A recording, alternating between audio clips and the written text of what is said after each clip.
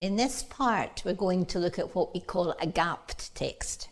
A gapped text is a text where some sentences have been taken out, and your task is to put them back in again to create a text where the order of information is logical and there is a clear relationship between sentences. There is always one or sometimes two extra sentences which don't fit anywhere. This information will be in the instructions for doing the task. Now let's look at some strategies for doing this type of task.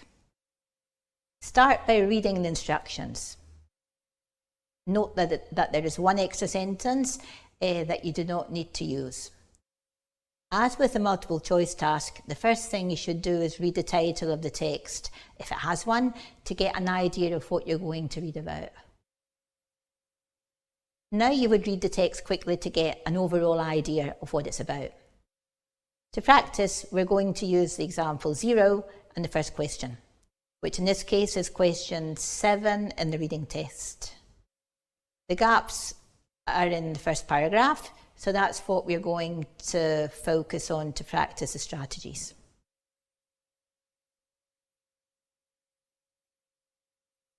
Now you would read each paragraph again to find out the topic of each paragraph.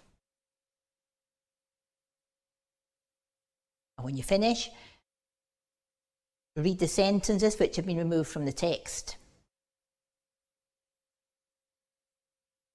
Look out for and underline any words you think might help you to decide where they fit in the text.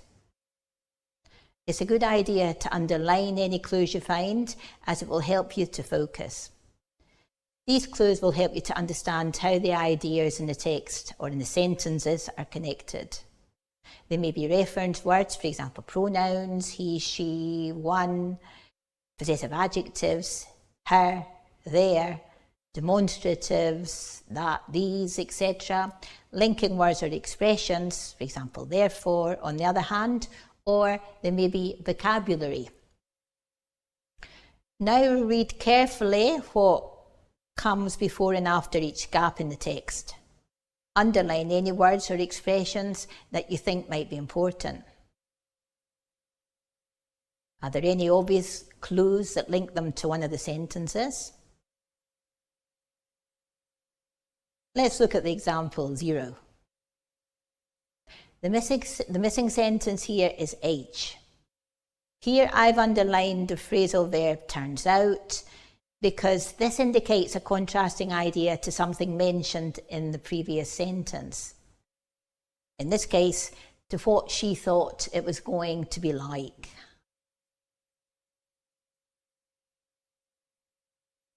Now let's look at the next gap. Question 16. Read the paragraph. What's it about? Look carefully at what comes before and after the gap. Is there a sentence that obviously fits? Look at what I have underlined before the gap.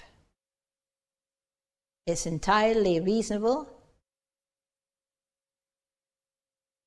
Is there a clear connection between this and one of the sentences A to J? The answer is C.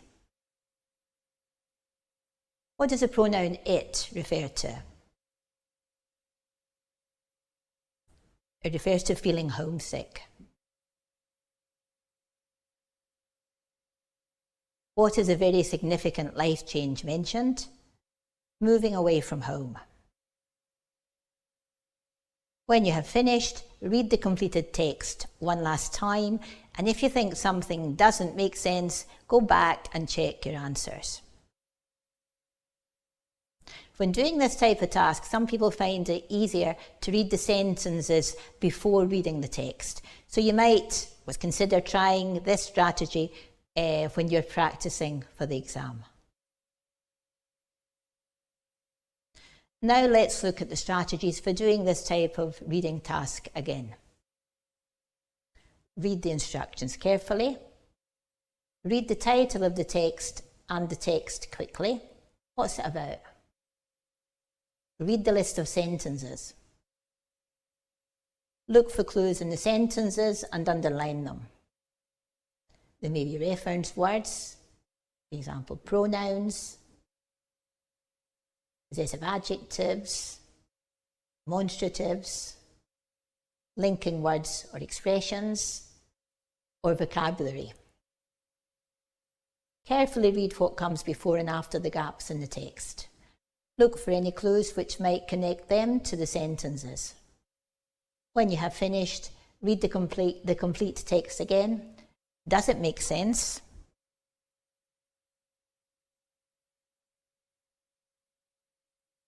Now, to finish, let's look at some general strategies for reading comprehension.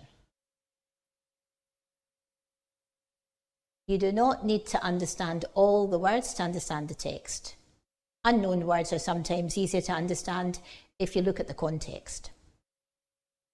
To help you identify the correct answers, underline key words and phrases while reading. Keep track of the time. Don't get stuck on a question you think is difficult. Move on to the next question and come back and look at it again when you have completed all the questions. You can find, and if you have time left, at the end. Answer all the questions. Marks aren't deducted for wrong answers. Even if you just guess, you have a chance of getting the correct answer. That's better than leaving a blank space in the answer sheet. Don't write two alternative answers on the answer sheet if you're not sure about your first choice. They will both be marked wrong, even if one of them is the correct answer.